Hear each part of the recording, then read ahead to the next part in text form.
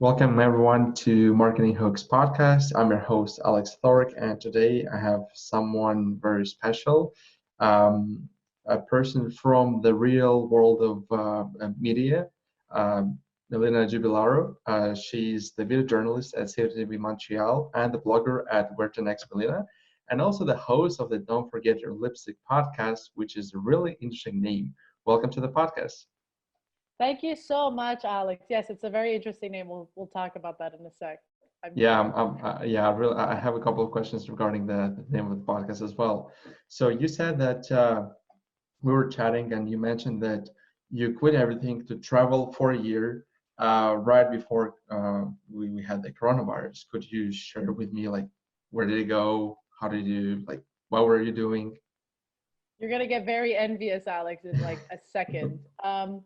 So I always like to say I'm not your typical girl, or maybe I am, but I'm this weird millennial who really believes that a 9 to 5 job is not enough to make me happy.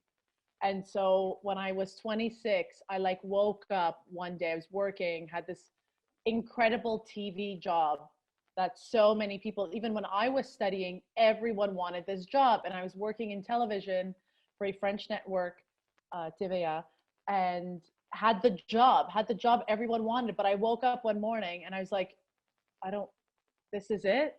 So I live to work. And so I woke up one morning and I was like, I can't do this. This is not going to be enough for me. So I woke up and I was thinking, okay, what do I want to do next? Like, if I leave this, what do I do? And so I decided, you know what? Let's do what I see all the time on Instagram, which is quit your job and travel. So that's kind of what I did. I was just like, okay, I think I could do this. And at the time, I left with my ex-boyfriend, so my boyfriend at the time, my partner. We left and we ventured off for a year with backpacks. And so I'll just name you the countries very quickly. We did 12 countries, I believe. We started in New Zealand. So our thought process was, where can we go, like, as far as possible? So we picked New Zealand. So we did New Zealand, Australia. Then we went to Southeast Asia. So we did Thailand, Laos, Cambodia, Vietnam, Myanmar, which used to be called Burma. And then we went to India. And then after India, we did Europe, I believe, after India. Yes, because I got super sick in India and we needed like a stable country. So then we went to Europe and then we did Spain, Portugal, and France. And then in France, we looked at each other and we're like, okay, we've been doing this for a year. Maybe we could go back home, get some money, and then do like South America in January or something like that. But then, anyways, we got home and then I got like a job really quickly back in the city, and then just things escalate like life does. And then Corona hit, and then, well, I'm no longer with this person anymore. But it was kind of like that once in a lifetime opportunity. So we did as many countries as we could, and thank God we did, because you see, I can't even go to South America right now. Like, so Unfortunately, those are all the countries. And I'm a big city girl, so to be able to like go and backpack for a year with like the same running shoe was like a big deal. Right? It's that's like, crazy. That's think about it. yeah, Four because t-shirts, like 4 t-shirts, a pair of shorts, some leggings, like a pair of sneakers, and that's it. You're off. And that's basically what we did. Yeah.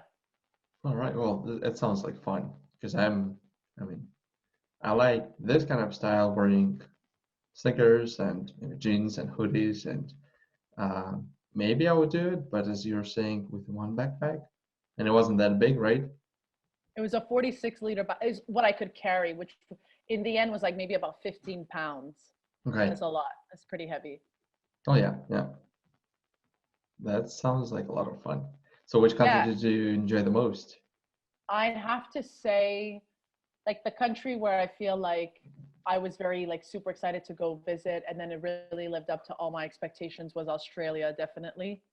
I have an aunt and cousins who live there, so we went to visit them as well. But I feel like every time we hear about some new technology or some new way of doing something different or very innovative, there's always Australia. Australia is always that country that I feel like is so different, but then very avant-gardist, like very like almost ahead of the game, but they're so far away. They're so far away that we kind of like look at them like they're so different, but they're very much like Canadians. But they really do live this different lifestyle, which is, you know, beach life, very calming, Surfing. but yeah, very like calming, but yet very sort of still with that North American vibe, right? So everyone still does go to work. Like when you compare us to Europe, I mean, right? So Europe, they're Yeah, very yeah, like yeah. joie de vivre, and like they're just going to go out and eat till they pass out. Whereas in Australia, that's not really the case, but you still have that luxury of like having the beaches and like the cool vibes and like, you know, so it's kind of like Canada, but warmer. So if Yeah. I were to like go somewhere else, it would definitely be Australia again. Yeah. That's an Does that make sense? that should be a great place. Canada, but warmer. Yeah, that's. Yeah, it sounds good, doesn't it? It sounds Oh really yeah, good. it definitely does. I mean, Miami is not bad. Like 2 years ago, we went there with my um, family, with my parents, celebrated New Year there. It was a lot of fun. Um, but yeah, it does make a difference. Yeah. All right. Well, you said that they live in a kind of a different world in terms of technology, you mentioned. I guess just because, so while traveling, I started like understanding a bit, I guess, kind of how the world works. So like in North America, I noticed, especially Canada, we really do rely on the US for a lot of things. That's the only neighbor that we have. I mean, I know, but like, because when we live here, we're like, oh yeah, it's normal, right? We're like, yeah, of course, the US.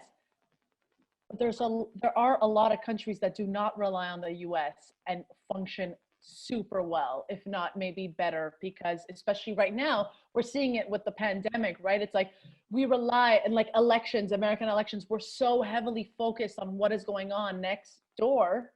Whereas in Australia, you see they do their own thing. You know, like the first thing I noticed when I was there, so obviously as a backpacker, you're not going and eat in fancy restaurants, right? You're gonna like low budget Hmm. everything. And so we would go to the grocery store, right?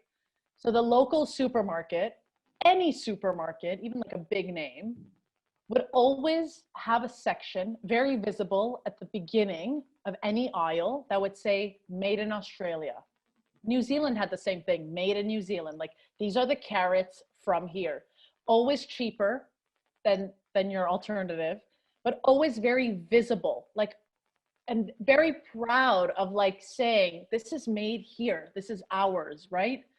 Whereas I don't feel like I get that in Canada. I don't get that in Quebec as well. I know we talk about buying local, but we still have a lot of work to do. You know what I mean? Like it's Well, still very, I guess buy local or like support local. The movement started in the beginning of pandemic because we wanted to support local businesses so they can still stay afloat and not basically go out of the business. So that's when it started. Well, that's yeah, how I feel. but even like as a marketing standpoint, right? You go into a supermarket and you're seeing like made here, Hmm. you're gonna want to buy it. You're gonna be more inclined to like purchase from here. You're like, yeah, I'm proud and I want to eat an Australian carrot. You know what I mean? Like it was just very eye-opening to me. I mean, I saw that in Europe as well. Like in Paris, you would see that at a local grocery store. You'd see like tomate de la France, like it would be written. Whereas I feel like here we're always like looking at labels, like you really have to go check to see like where is it coming from. It's almost hidden, right? So that was like one of the eye-opening things. And the same thing with like technology. So like their TVs were always like Japanese brands, or like, because that's what they're close to Southeast Hmm. Asia, they're close to, right? So like Yeah. just like different things, I would say. Well, they kind of do live in the future if you look at the time zone. Yeah, exactly. But that's what I saw, like a big difference of like local, and like the brands that they use were not like, and I can't remember the brands now, and probably we do sell them here, but those are not like the big brands that we're used to seeing, Mhm. right? Like they're not big on like Samsung. Like obviously everyone has a smartphone, but I'm saying like even TVs was like a different name, and I can't tell you what they are now, but you can tell that like they're not focused on like, is it made in the US? They're just like, okay, this is made next door, that's fine. And their next door is like Japan or like an Asian country, right? So it's different. Yeah, which is again not that bad. Japanese technologists are pretty good. Yeah. It's interesting to know. Well, I guess I'm gonna put Australia on my list Yeah, you and my need to. bucket It's list. so beautiful. Yeah, so beautiful. All right. Well, you mentioned that while you were studying, all the people wanted to, the people that you studied with, they wanted to have that lifestyle that you eventually did have as a journalist. And I wanted to ask you, how did you become a video journalist? Was it something that you wanted to do since you were a kid? I mean, I guess so. I just didn't know it then. So, like, my story of how I got into journalism is very weird, but also I feel like everything happens for a reason in a weird way. So, um, I guess when I was a kid, I convinced myself that maybe I would like teach or something because I like to speak to people and whatnot. But what I ended up doing was I really, really enjoyed languages and translation. And like by learning languages, I was like, I get to learn about different cultures and meet people and travel because I like loved to travel. And that was really thanks to my parents who would like we would go to Mexico and I'd be like, oh my God, people here don't speak English or French. And so I thought that was so weird. And so then I started picking up on Spanish and now I do speak Spanish really, really well. But like, it kind of like got my brain thinking about, wait a second, there are people that speak different languages, which, you know, in Canada, I mean, it would be weird to say that we're not aware of this, but it was weird for me growing up already. I spoke English, French, and Italian at home, but to go to another country, you know, at 4 or 5 years old, and you're like, oh my God, like these people are not speaking the three that I already speak, right? So I got into languages really, really early on. And then throughout my, you know, Dawson College experience, I started writing for the school newspaper, got credited, and then I just enjoyed it. And but I was really convinced I would become like a translator or like someone who would be in like tourism. Mm-hmm. But then got into journalism because I really truly believed that just translating documents all day would be boring, and I figured this would be a cool way of like meeting people, sharing stories, and then just having the languages would just be a bonus. And so that's really how I got into it. But how I got into Vjing, being a video journalist, I mean, we're kind of in that world and we have no choice as young people to like, there's not one person right now who's unable to make a video. Like if you're on Instagram or you're on YouTube or you're TikToking, you're making videos right now. You're already editing, you're already learning this.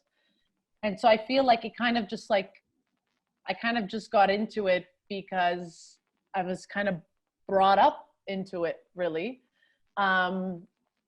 And obviously before, like I did have a camera guy, did have an editor, but now like we basically do everything on our own. And I'm okay with it because I love like those are all different processes that I Mm-hmm. actually do enjoy doing, right? Editing, video, filming, doing the interviews. That's really how I got into it, but I feel like it's sort of the new way of doing journalism as well. Well, you mentioned that. I just want to go back into the languages Yeah, part. You mentioned that. So, how many languages do you speak? You mentioned that you speak French, English, Italian. Then you learn and Spanish. Spanish.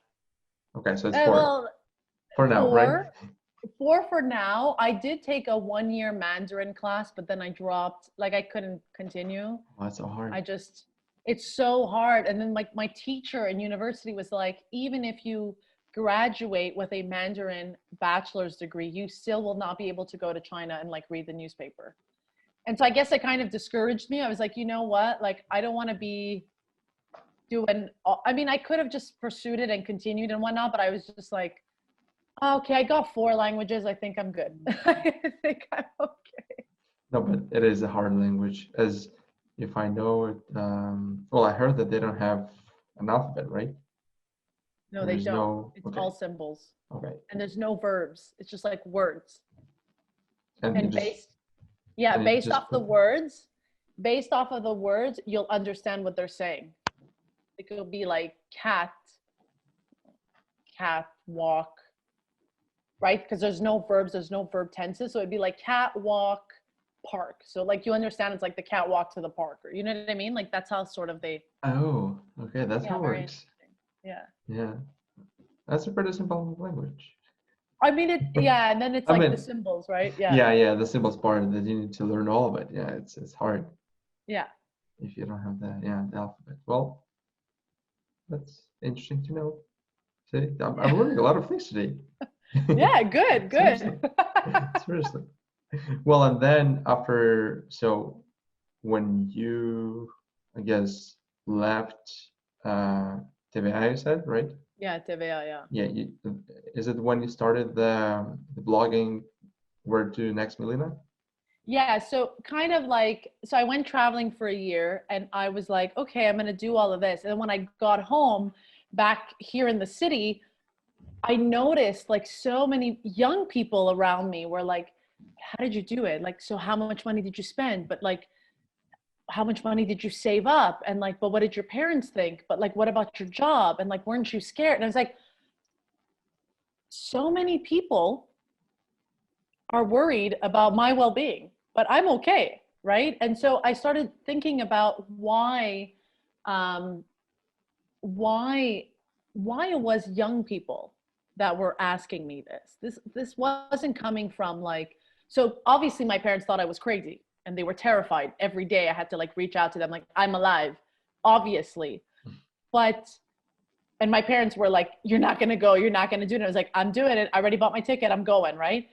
But when I came back, I was getting all these comments from young people. And that's when I started realizing like, okay, wait a second. I feel like everyone has been brainwashed to believe that this is like life works this way, which is, The and 9 to 5 style. yeah, like I like to say I'm a young millennial who does not believe into a 9 to 5 job. And so people are like, what do you mean? And I'm like, well, that's not enough for me, right? Like that's, I not looking to live my life for work. And I always talk about this happily ever after lifestyle, which is we've all been brought up, and this is because of society, because of our parents, because of everything around us, but we've all been brought up to believe that we need to go to school. And then after school, you get your full-time job. And then after your full-time job, you're going to meet someone, you're going to get married, you're going to have kids, you're going to buy a house, and you're going to have all this, and you're going to live happily ever after. But that's not true. And that's not our reality. And we're seeing that even now with COVID, right? Like we're seeing that now. Life is too short. If I was supposed to do all of this, I've already failed. And that's really what it was. I was coming out of school. I had this full-time gig and I was not happy. And why wasn't I not happy? And I'm not saying everyone needs to quit their job to travel, but I really do believe that we've been brainwashed into thinking that this is life. And if you don't do it this way, you've failed. And so then what happens is that I feel like a lot of millennials come out thinking, I'm not good enough. Or if I don't like my job, I'm the problem, not the job. And so you take it all back into confidence and your mindset and why we need to, I like to say, get rid of all this negative noise around us. You know, I love my parents. I love them. They're immigrants, right? They came here, they have their values. They're like, you have to go to work, you have to get a good job. But that's not our reality today. And it's fine. And it's okay to like go to school. I'm not saying don't go to school. I'm saying do what you want, but I'm saying be aware of why you're doing it. You know, like, are you just getting this job because you believe that this will make you happy? Where I like to take it back as to like, you need to be happy with or without the job, right? I feel like a lot of us just focus on this job, the title, right? So that's kind of why I came back and I named the blog Where to Next, Melina, because I was like, well, I don't know where I'm going. Like, what's my next plan, right? I came home, I didn't have my boyfriend anymore, wasn't traveling anymore. So it's kind of like, okay, what's next for me? And that's kind of where it, you know, where it all escalated. Yeah. Does that make sense, Alex? Am I It making does make a lot of sense. Yes, I love it, love it, love it. And all the things that you said, I basically, well, I lived through all that because you mentioned that people are telling us you need to go to school and then get a job. I'm not sure if you heard about the Robert Kiyosaki. My dad told me to read that book. He has one of the most, I guess, famous books, Rich Dad Poor Dad, where he explains all these things and how the system is built this way since 1940, or even earlier during the industrial era, where you had to go to school, get good grades, go to college, get good grades, then find a good job, work for 40 years, and then retire. And back then it did work, but it's been, what, 60, 80 years already. It's been 80 years since that time. That's why it's not working. A lot of people, so they know that if they're gonna get the diploma, it's either they simply don't like they're not gonna like what they're gonna do, or they don't like the subject that they're studying. It's most likely because of the society or their parents, and that happened with me because we moved here 6 years ago, yeah. And then I went to Vjing, and after reading that book, so I wanted to start a business. Then we came here, we went to business courses with my dad, created a business plan we wanted to open like an European restaurant. The type of restaurants that you saw in basically in France, I would say that type of restaurant. And then we went to business courses, created this plan, took us 3 months, realized that we need $300,000. And back then I was like only 19, almost getting to 20, yeah. And then in my head I was like, well, that's a lot. And went to Vjing, was like a 3-year program deck, did it for a year and a half, had marketing 101, and started buying courses about digital marketing because I started this network marketing business. And I'm sitting there and learning about digital marketing from my phone, and I have my 40 years old marketing book, and I look at it and I'm like, because I'm learning from guys that are making millions and they're making them now. And they share basically what works right now. And then I look at the book, I'm like, doesn't make any sense. This is not gonna work anymore. Things are changing way too fast. Like, I understand if you want to become, let's say doctor, a lawyer, an engineer, professions where you really need to study, you have to go to school. Otherwise, not necessarily. 100%. I'm always here saying, even my journalism books were 20 years behind. I never studied in journalism anything about what a good Facebook post is, what a good tweet is, what a good IG story is. Why? Because they didn't believe in it. And when I graduated school, I had such a hard time finding a job because all these organizations were scared about Twitter. Like in 2009, we had like a recession in Canada. Mm-hmm. I couldn't get a job, and all the companies were telling me, well, now Twitter just like came out and we have to fire people because Twitter's taking over our jobs. And so I, kind of like you, I went on my own and started learning about social media because I was like jobless, and I was like, okay, let me see how this works. Let me see these platforms. And now I'm huge on Instagram. That is the app that I use the most every day. And it's the only app I'm literally focusing on. Maybe you can tell me that I should maybe focus on Facebook as well, but I'm like only on Facebook, and I'm only thinking about the new updates on Instagram all the time. But I remember in school not learning about this. No, 100%. And I was like, look at me today. Look at me today. This is all I'm doing. So again, and you even when you tell this to someone who's younger than you, I mean, we have new people starting at my work right now. They're 24 years old. And I'm like, oh yeah, Instagram. And they're like, oh, I only use it to like post pictures of my cats and stuff. And I'm like, at your age? Really? Like, that's not what it's about. But no, it's I think it's crazy.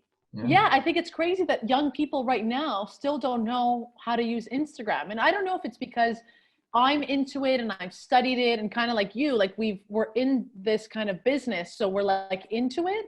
But I always assumed that the younger people know it way better than me, but I guess not. I mean, I don't know, but I'm trying to use that platform as best as I can to reach my audience, because I know that obviously my audience is, I'm trying to reach younger people. Mm-hmm. I cannot be here talking about confidence to older people. I feel like it wouldn't make sense. So I obviously try to reach younger people. And also when I say confidence, it's really because people always ask me, like, how do you do it? How did you travel? How did you quit your job? What did you tell your parents? You know, and I'm like, it doesn't even, none of that matters. You just really have to listen to yourself. And it goes against everything I learned all my life, which is do your own thing. Don't listen to your teachers. And how many teachers that I get in high school that would tell my parents, your daughter talks too much. Your daughter is getting punished this week because she talks too much. She talks to all the kids. And now During the class, right? Yeah, in the classroom or like in the group projects, like I'd always have a question and it would be too much for them. And you see today, that's how I make a living. So it's like, there's so much that's changed. And again, I really do believe we have to change the way we are being brought up, the way we are doing school, the way we are teaching our kids. I don't know, like that's kind of how I see it. So I'm always like, I'm a millennial, but I speak my mind and too bad. Like, that's it. Well, yeah, no, I mean, what I can say, things are already changing because of all the social media platforms. So Facebook came up as the first platform. Well, it was MySpace as a main, as a first one kind of, and then Facebook came up. Then we have Instagram again. Facebook got Instagram. Then we have Snapchat. Snapchat did a pretty stupid thing. I'm not sure if you know the story about Instagram and Snapchat. I don't, but I was on Snapchat very briefly, I feel Okay. like, and then it kind of died. It did, and I'll tell you why. Because Facebook came to Snapchat that had that cool feature which was stories, and they still do. And then Facebook came to them because they already owned Instagram, so Facebook came to Snapchat. They wanted to buy them, I don't remember, for a billion or $2 billion, something like that. They said no. They took it over. They took that feature and implemented it on Instagram. And because they already had the audience, huge audience on Instagram, all the people came back. And then the same thing happened with TikTok. Because of all the like our US government saying that we're going to ban it, Facebook just decided to use what we now call Reels, right? Which is so smart. And that's what Yeah. I tell people. Like, I know a lot of people think I'm like a marketing expert, and I'm really not. I literally follow the trends. And everyone was telling me you should go on TikTok. And I was like, okay. And I'm looking at TikTok and I'm like, I don't know how I can make this work for me. Cause I'm very big on Instagram. And then the minute I saw the reels, I was like, I'm so happy because I did not want to go on TikTok, to be honest. I was like, I cannot do another app. I'm happy that Instagram is just doing all of it for me. It's all on one. I just feel like it's overwhelming. Like already Facebook, I feel like Facebook now is kind of like just Messenger for me. Mostly, yeah. Yeah. A lot of people are using it that way. Well, it depends which, I would say people 45 and up are using Facebook mostly. So but what do you think about the algorithm with Facebook? So I noticed right away, I will do a post on Facebook. On a business page or personal? On my business page. Okay. But then it's like, it gets washed out because it's just like, if like 100,000 people did not refresh their feed this second, my post is invisible, right? Well, what Facebook did, when they, let's say, if you have, I don't know, how many likes do you have on the page? You remember that? Well, anyway, so a couple of hundreds. Obviously, okay. I'm not at the millions, but still. Yeah. Well, what Facebook did, so we have the personal page and a business page. Facebook decreased the organic reach for a business page because they want people to spend money on Facebook and advertise to their audiences. So when you make a post on Facebook business page, only 4% of people that like your page see your posts. They just see your post. It doesn't, so you'll reach 4%. It doesn't mean that they're gonna engage, like, comment, or share, but only 4% will see. And that's why I'm pretty sure you're getting that notification saying, hey, this post got 95% or 90% engagement more, posted for $20, and this many people will see it. That's but do you think it works? Do you think it works? Like, if I were to start investing on Facebook, do you think it would? Oh yeah, it definitely does. I mean, that's what we do with our agency's clients. I mean, and that's what we do for us. But don't boost the post. Do it through the ads manager. So there's kind of a backend of Facebook. You go to Ads Manager, Mhm. and then there you have I would say an unlimited amount of options, what you want to do with your audience and with your ad.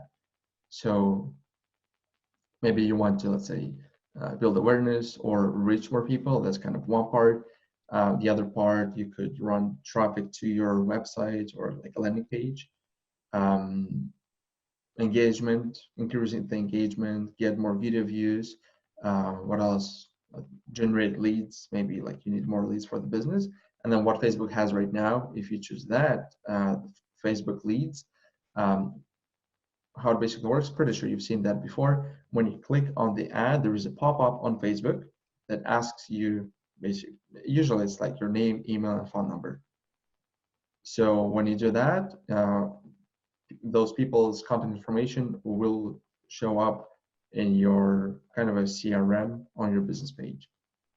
So Facebook wants to keep everything in one place. Okay.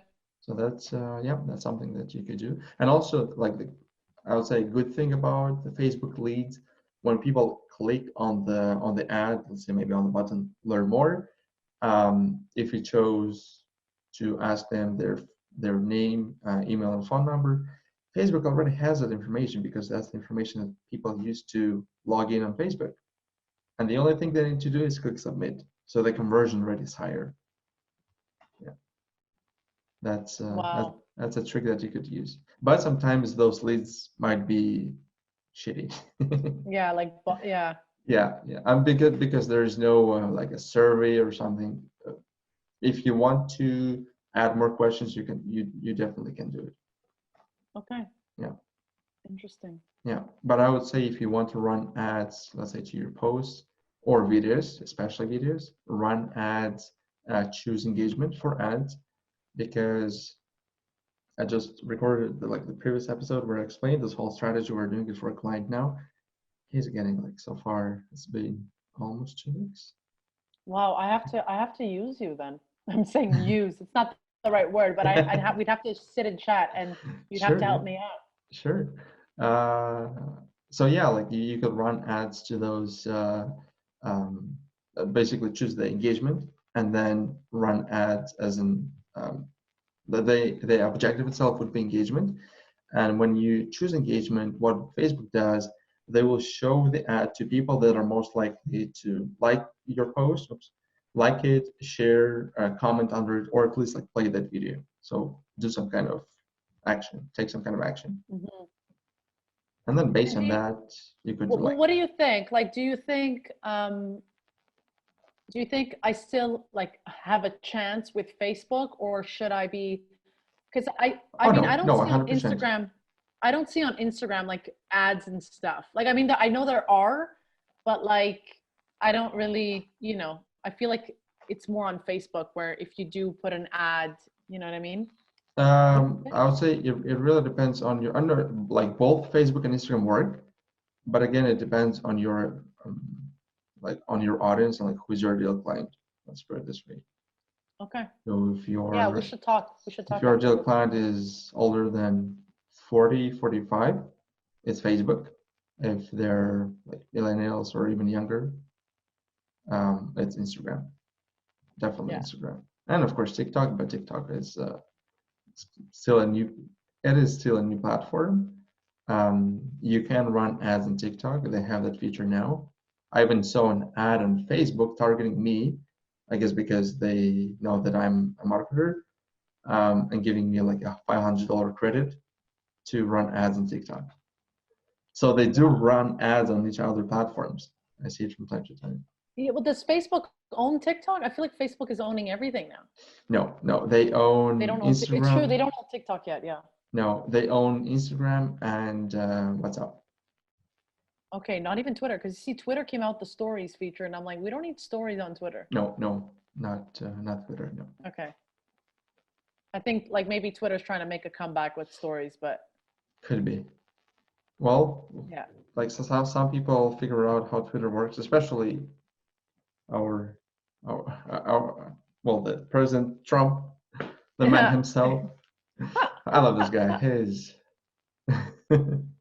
Well, He's wild. He's wild.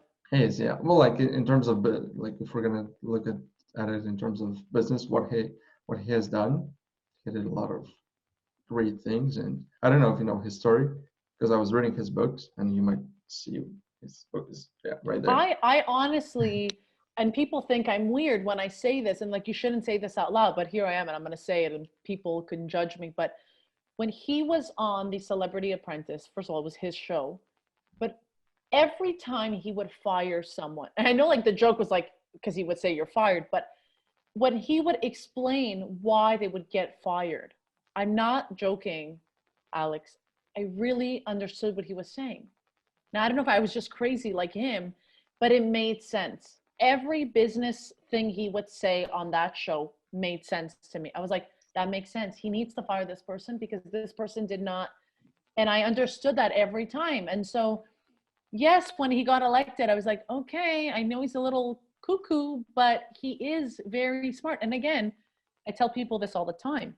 He did not win because Hillary Clinton was a woman. He won because he understood the American need, which was to bring the jobs back. And again, we're talking about Australia and whatever, but he understood what the problem was, and he is a businessman. And yes, the truth of the matter is he didn't do anything wrong this whole time. He didn't like, he didn't start a war. He didn't do anything like forcefully wrong. And he did bring jobs back. He made sure that Ford stayed an American company, wasn't being sold to China. He did make sure about a lot of things. So I do have to give him like a kudos. But as a president, I mean, I don't know, but like he is a very interesting businessman. But yeah, so how are his books? Well, because I read his books, it was The Art of the Deal. Yeah, it was The Art of the Deal.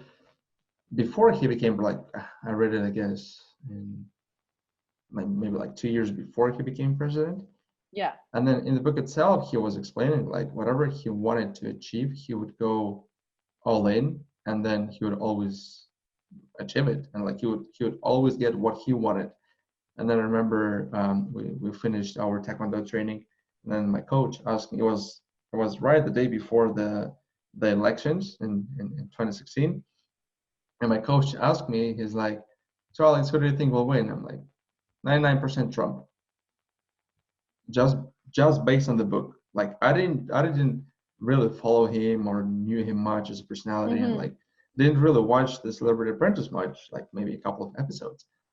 And yeah, here we go. Like the next day I come back to the training and they're like, how did you know? I'm like, just read his book.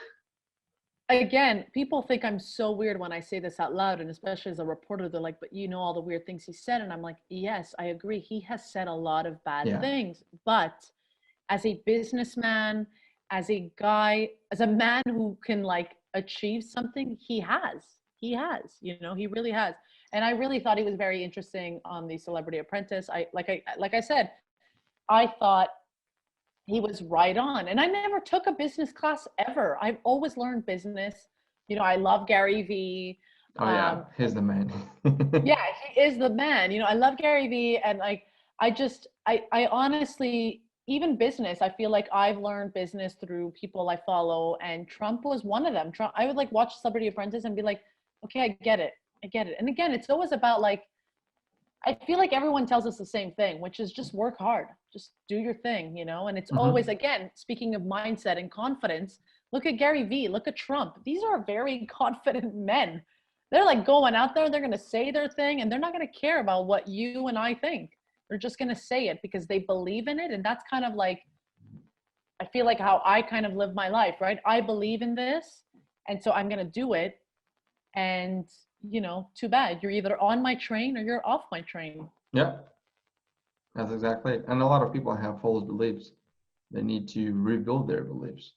And that's basically going back to what we talked about earlier, the whole system and like that brainwashed the society. It's just the beliefs. Yeah, and I tackle boomers all the time and like older generations because I grew up in that mindset of like do this, do that, and because millennials will get shamed all the time, right? Because we're always the generation of like, oh, you think life is easy. You think, like back in my day, times were tough and your generation has everything like laid out on a silver platter to you. And I'm like, no, it hasn't. I have like 5 part-time jobs. I understand you went to war, and I'm not saying like war was easy. I'm just saying you came back, you survived, thank God. But I'm saying like you got your full-time job and you kept it.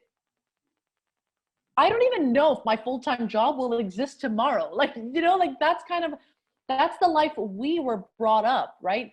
And that's sort of the thing. And I'm seeing that with my parents right now. They both have their own businesses, and okay, COVID happened. And then here I am looking at them who are looking at me like, Melina, help me, I need a new job. And that's the issue, is that our parents did have these jobs for a very, very long time. And now they're like, well, this is all I know. Whereas my generation, I like to say, we're actually lucky because we get to do different things. Mm-hmm. And so that's why I like to say, like, forget about what you were taught in school and like, this is how it's done, and allow yourself to open up to different possibilities. Yeah, and also adapting because of, let's say, what happened with COVID. You have to adapt fast. And even if you need to learn a new skill, you have to do it. You have to do it. And that's what I'm saying. Like, we have 5 part-time jobs. My parents had 1 job. We have 5. And I'm not saying they had it easy, we had it tough. I'm just saying they always like to say that we complain about everything and that we're ungrateful and that we don't know what being like, what hardworking really means. And we don't know, like, and I'm like, you guys taught us how to hustle. You taught me how to hustle. So don't tell me that I don't know. Of course I know, you taught me. Yeah. But and No, so but, I like to laugh about boomers all the time. But I also understand their point, because some people, like some millennials, take things for granted. Of course. Yeah, I guess Of that's why course. there's that stigma. 100%. I'm not saying every millennial right now has 5 part-time jobs and is working, like, for sure, no. But what I do believe is that there are some of us that, like, again, I was criticized and critiqued for like even going into journalism. Going into journalism was not like an easy thing to say out loud. Like, I'm going to work in television. Everyone was like, no. Like, everyone was like, that is so hard. You're not going to make it. It's so tough. Just become a doctor, just become a lawyer. And you know what? They were all right, because I would have made way more money. But Is it really that tough? It's a very tough industry. Yeah, we're not that many, like, Yeah. it's tough. Yeah. We're a lot that graduate, but we're not that many that you see on TV, really. Right? That is true. It's a tough industry, but I like to say it's fun. I wish it would be, I wish they would watch Gary Vee. That's all I'm going to say. Like, I just wish that they would be ahead of the game a little, Yeah. You have to be the media person today. And I really love that you started your own blog and a podcast, because you're building your brand now. Well, that's something I learned this year, which was, wait a second, I'm not working for a company. They've hired me because of my name, right? It's almost like I'm the brand, because again, at the end of the day, when I get these news stories, or when I get people that want to share their stories, they want to share them, but they're asking for my name. They're like, hey, I want to work with her. I want her to say my story. And so then I started realizing, wait a second. Yes, I have this job, but guess what? They wouldn't be able to do it without me there, really. And it's not to sound conceited. It's not to sound, it's really and truly, people will remember my face, right? Like, I'm on TV. So they're like, hey, that girl with the curly hair. Yeah, I want to talk to her. That's really what it is. So, and I had to teach this to Concordia students this year, and I only agreed to do like sort of like they asked me to talk about my journey, and I said, I'm only agreeing if you allow me to say that you do not need to go to school. And they were like, okay. I said, because I can't do this and then fake it, right? And I was literally there saying, you're all in school right now. You should all create a YouTube page, like right now. Like, it's not about like where you sign off your name at the end, that it's TVA, CTV, City News. Like, it does not matter.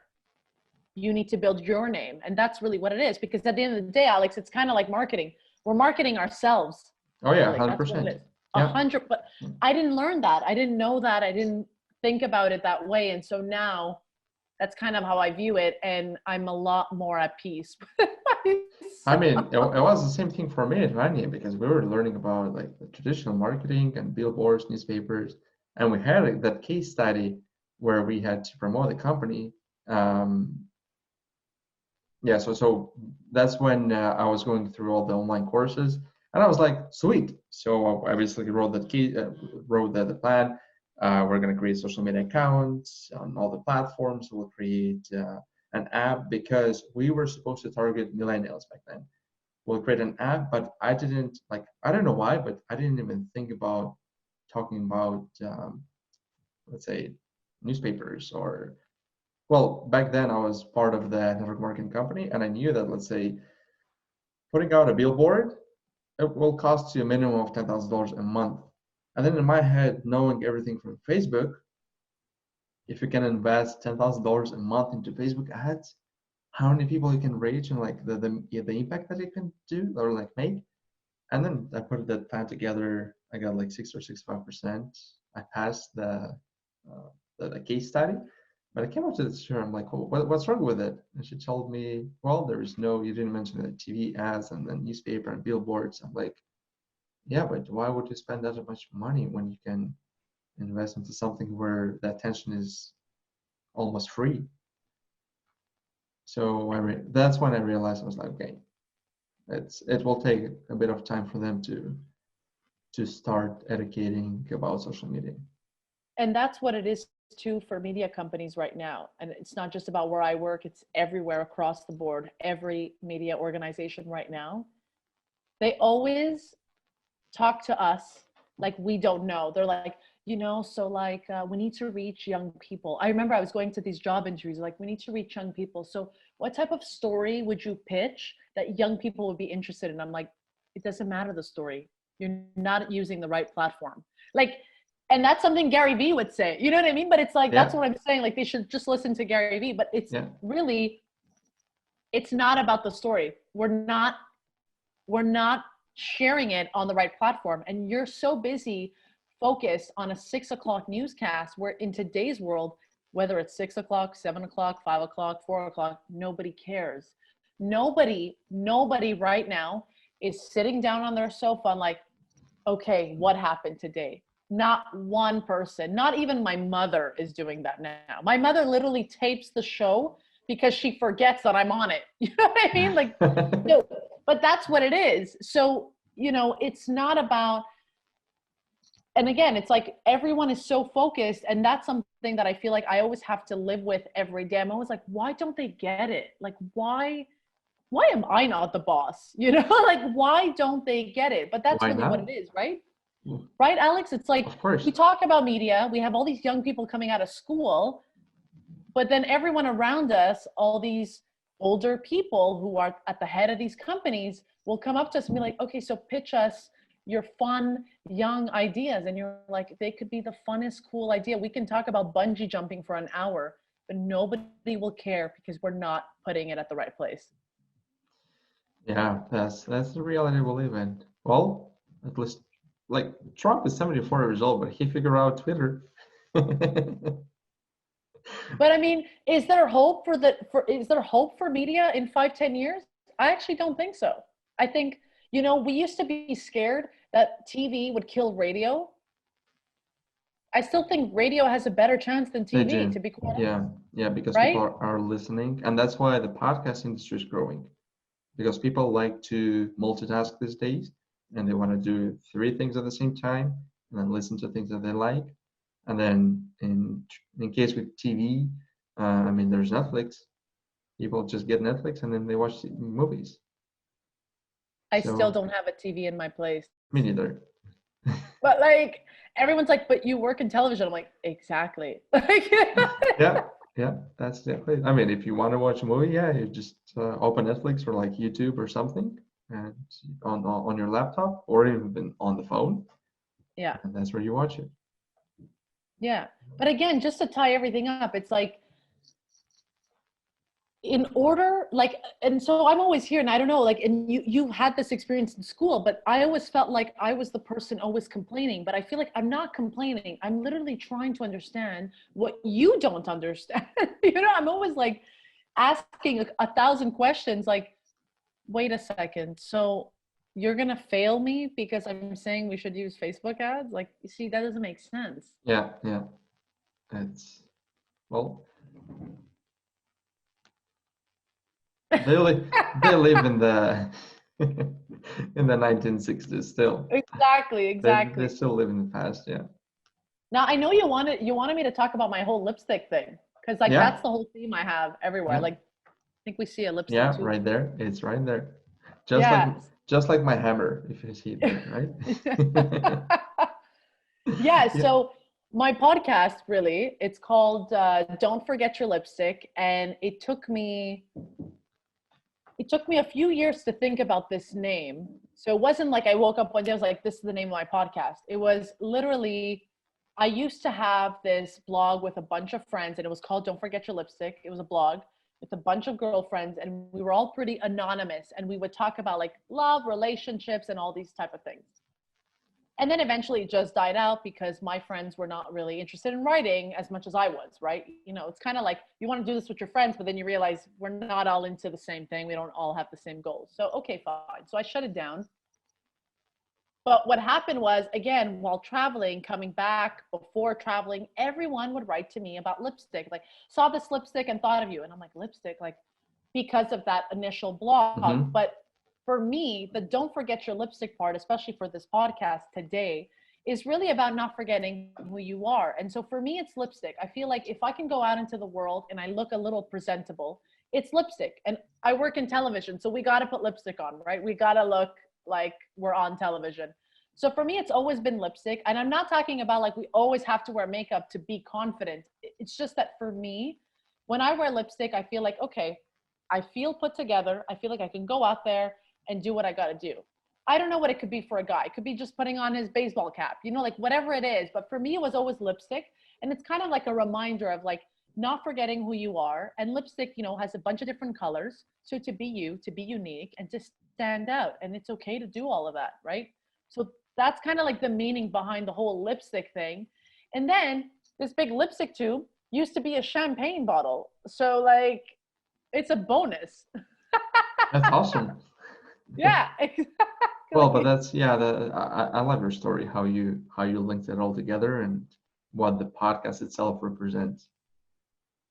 Definitely. And I like to say it's a one woman show about a girl getting through her 20s called Don't Forget Your Lipstick. That's what I say like almost every episode. Well, I'm Because pretty sure. really, we're trying to survive, Alex. This is what I like to tell old people all the time. It's not that I'm trying to go against what you're saying. It's I'm also trying to survive here. Just cut me some slack. Oh yeah, of course. I mean, we're all going through, especially these days, we're all going through crazy times. It's like Very crazy.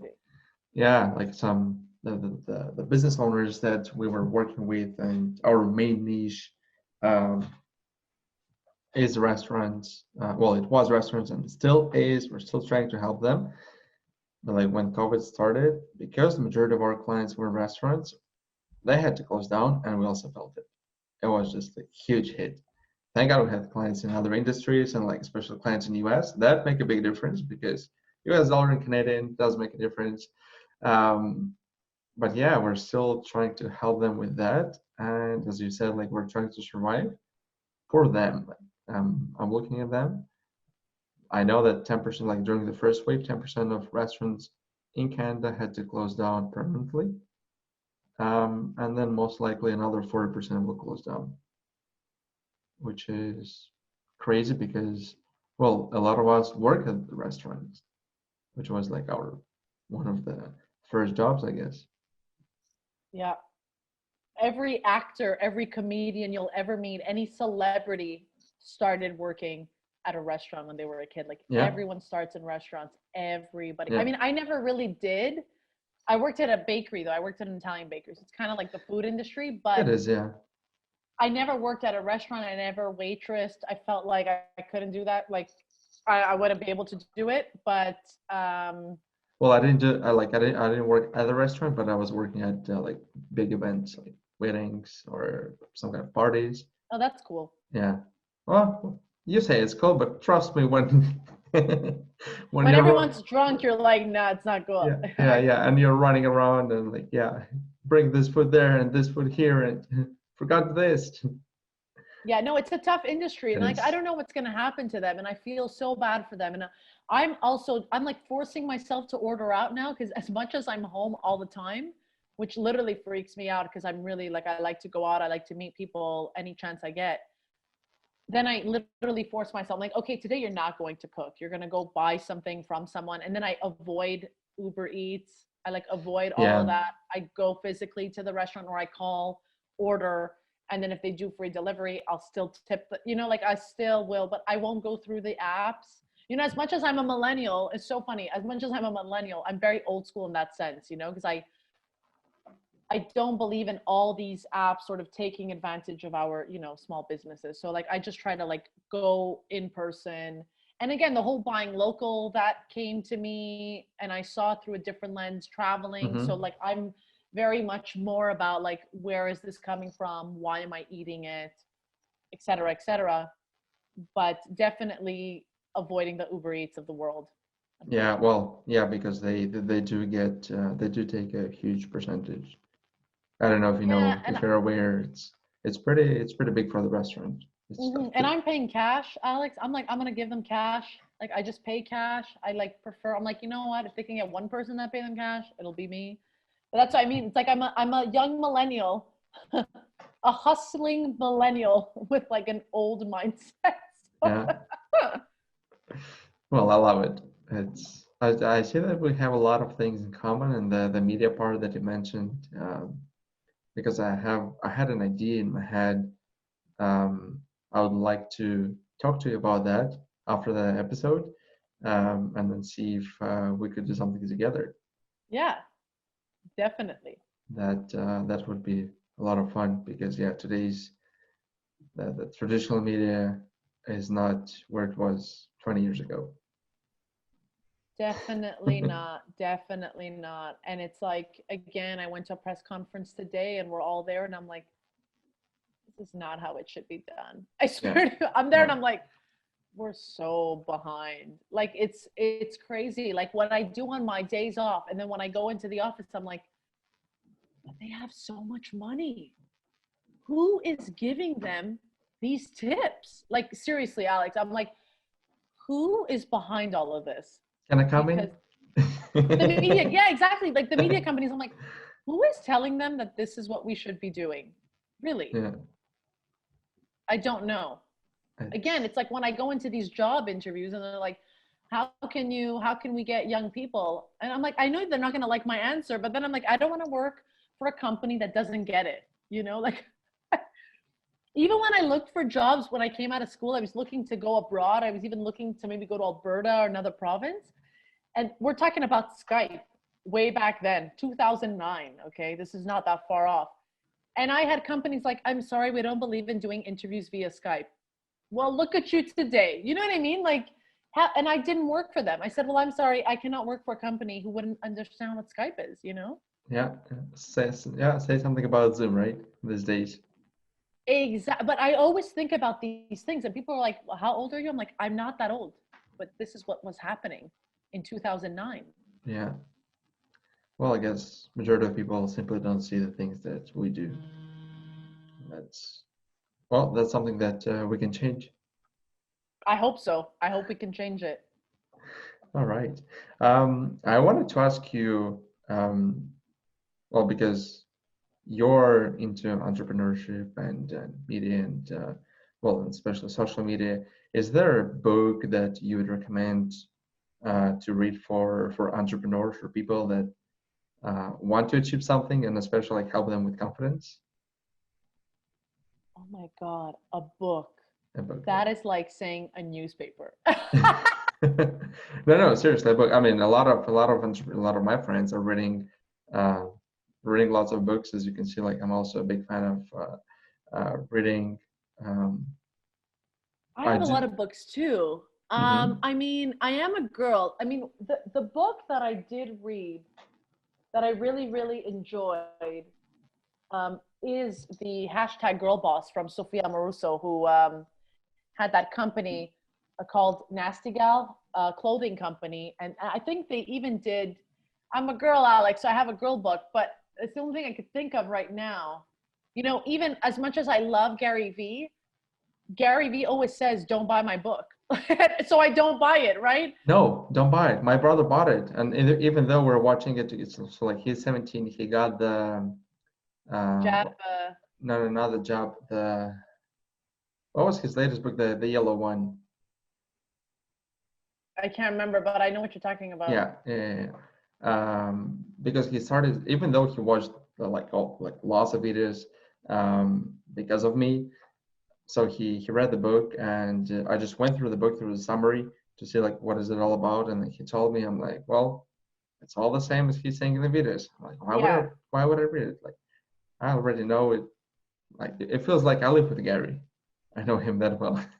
Exactly. I mean, that's how I feel about books right now. Like I have not purchased a book in a really long time, but I will say that the Girl Boss book, what I like about it, so she talks about, so she's like a multimillionaire now, but she talks about the fact that she started on eBay, like selling clothes, selling like old clothes, like used clothes, right? Which now, like, you know, like thrift stores like made a comeback, but she was like selling them when people were not doing that on eBay, right? And so she talks about how she did all of that and how it turned into a whole business and whatnot. But what I liked about her story was really the fact of like the hustle and the grind and she stick to her guns and really focused on, like, she would talk about how she would like steal from stores because back then they didn't have good policies.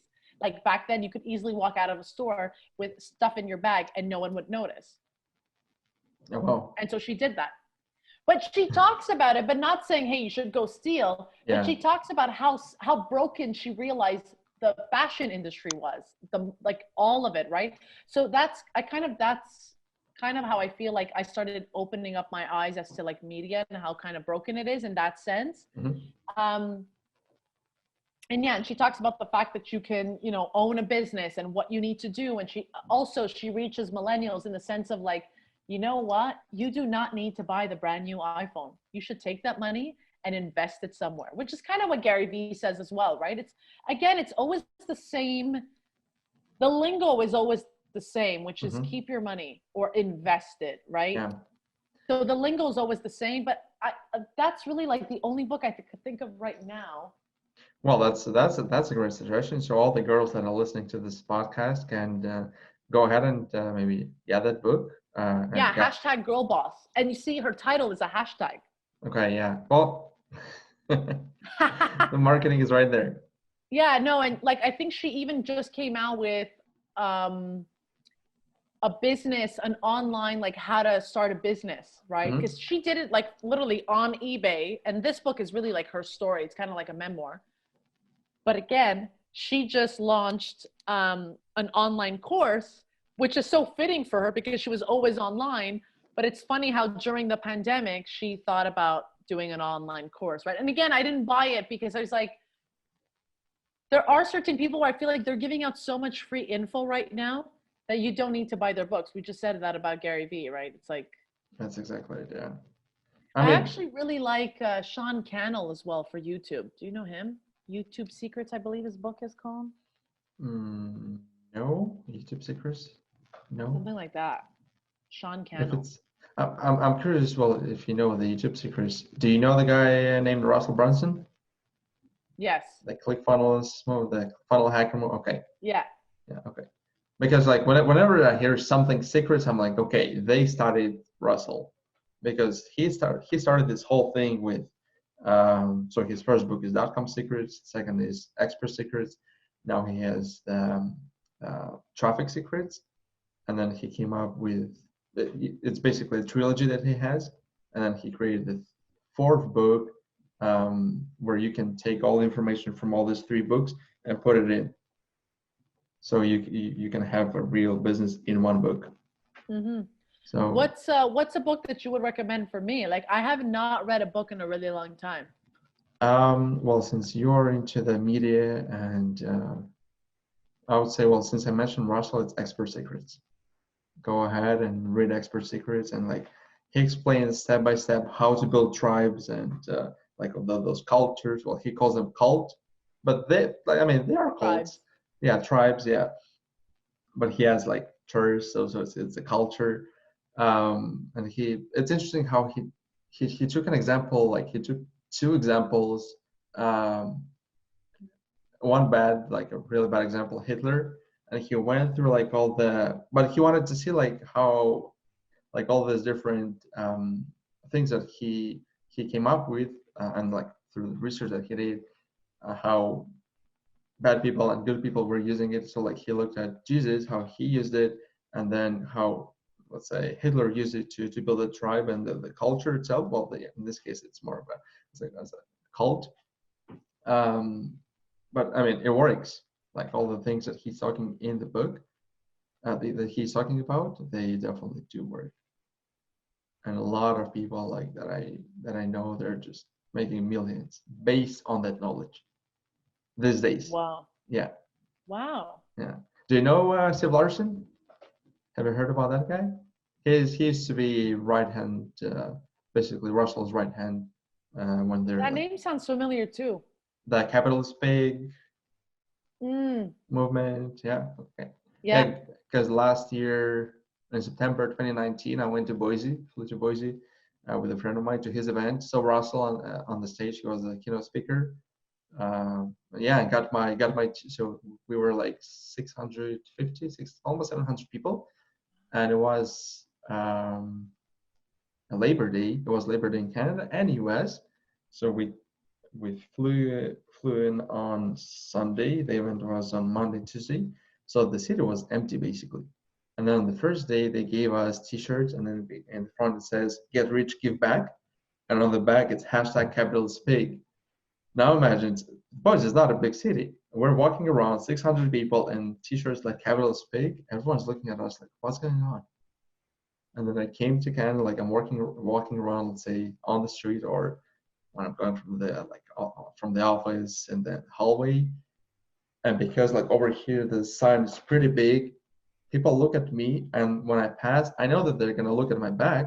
Sometimes I would turn to look at their face, and it says capitalist. And a lot of people don't like capitalists because they're lazy. Simply because they're lazy.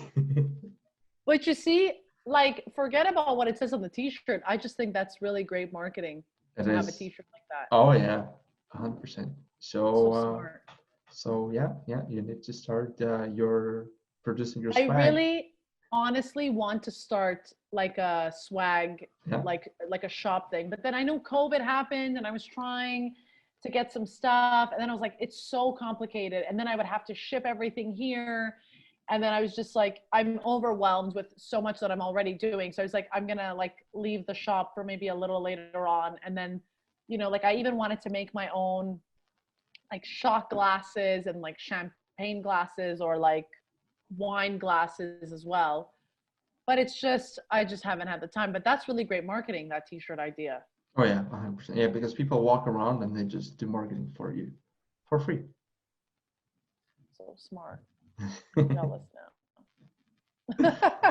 Well, I mean, uh, we all have, I would say, an abundant amount of people that could follow you, because I mean, let's say I'm following Russell, I'm following Gary, I'm following Tony Robbins, Zing, so I'm following all these people, right? So they, like, all four of them are sharing or getting attention from one person. So you could do the same. Like it doesn't have to be one person would follow only one celebrity or whoever it is. Mm-hmm. Oh, for sure. Yeah. For sure. So Oh, Tony Robbins is a good one too. yeah, you can read this book. It's pretty thick. It took me like a couple of, well, I guess 2 months. The Money Master of the Game. He I'm writing it talks, down. yeah, he talks a lot about like how how the 401k is mostly in the US, but like how the whole financial system works and what we should invest into and what we should avoid, different stocks, and should we invest with financial advisors or not, what kind of companies. So there are a lot of, he has a lot of great tips. I didn't know that he's worth like $4 or $5 billion. I thought he's more of an inspirational speaker, and like he has his like program as in like NLP, right? But no, apparently he has like 50 companies, and yeah. Yeah, Tony Robbins is like, I also thought he was just like a speaker. And then Yeah, it was like, oh, but do you know how much it costs to go to one of his like events? It's super expensive. it is. I didn't even go see Gary Vee when he came to Montreal. I wasn't living here anymore. But like when Gary Vee came here, I was like, oh my God, Gary Vee is in Montreal. Did you go see him? I didn't see him. I didn't know. I didn't go see him, but like in my head, I thought, well, I'm watching his keynotes on YouTube, and I know what he's gonna do. He's gonna take that keynote and put it online. Like maybe I'll get a chance to take a picture with him, but no, I didn't. But I Yeah. did go 4 years ago when we started. So my first marketing agency with my two other friends, and we closed our first client and made some money. And then we heard that Tony Robbins is coming to Montreal. So it was, as I understood, those were his students, and then they invited him. So we went, like got our tickets, and then we didn't take, of course, the VIP tickets. And then in the front they have like those 4 boxes of chairs, and then there is the alley for people to walk. And then we were sitting like on the first row, and we didn't know that Tony is walking around while he's talking, and then we're sitting there, and then he just walks around like back and forth, and then comes closer to us, and then at some point he just comes and stands right in front of me. So he's insanely big. So he's tall and he's big, like he's wide. And like we're sitting there and he's basically standing right in front of me saying something, and I'm like sitting there like a small, like a kid. Yeah, it was a great, I would say, great experience and great feeling because Yeah, it's crazy. Like I just honestly like I love Gary Vee so much, and I remember like even if I would show like my guy friends like Gary Vee, they'd be like, "Oh, he's so full of himself." I'm like, "No, but he has every right." Like I'm like, "Yes." well, why is he full of himself? Because I think like as And men, if you see another guy just doing his own thing, I feel like maybe you'll get a little insecure, you know? Like I don't know, like there's maybe that a little. could Or I be guess because maybe. Gary Vee comes across as like, I know everything, listen to me. But he does. Well, he does. I mean, he worked his ass off at his dad's liquor store, and then And that's something he talks about all the time. And that's what I'm saying. It's like, of course, there are people who want it easy. They want to get the 10K followers. I get all that. But like, I'm literally just like, hey, if I could, I'm kind of like Gary Vee in the sense, like, if I can make 10 people happy, I'm good. You know? and that's what matters. Yeah, because like I'm trying to get back into my YouTube game, kind of. Sorry, and trying like to get more views and like now learning, and It's so hard. It's so hard. these days, yeah, it's hard to grow the channel. But then again, it's consistency and like tweaking a couple of things, doing like the YouTube SEO. And then I was listening to a guy, and he basically said the same thing. Like even if we have like 50 views, you don't even understand. Like those are real people. They're watching your stuff. They're listening to you, and you're making it. Well, you're making an impact in their life. It doesn't have to be like thousands of people. It's not just a number. Those are real lives. And then when you look at it that way, as Gary says, it's perspective, right? Mm-hmm. And then again, we can all just go buy followers. You know what I mean? But like, I don't want to do that. I mean, I it's don't not want to gonna, just buy. yeah, Yeah, it it's doesn't not gonna change bring us anything. anything. Yeah. Yeah. All right. Well, that was a great conversation. I loved it. I know. I loved it too. we should definitely meet for a coffee or something when this whole Yes. yeah I when really I really do think that you can help me though. Like seriously, like marketing wise, I think it could be really cool to like work together. sure yeah I'd be happy to. And then I also want to talk to you about uh, the the idea that I had basically that I Yeah, mentioned yeah. earlier. All right. Well, thanks a lot for coming to Marketing Hooks podcast. As I said, it was great having you here, and I'll be more than happy to have you here again. Thank you so much, Alex, for having me. I will gladly be back.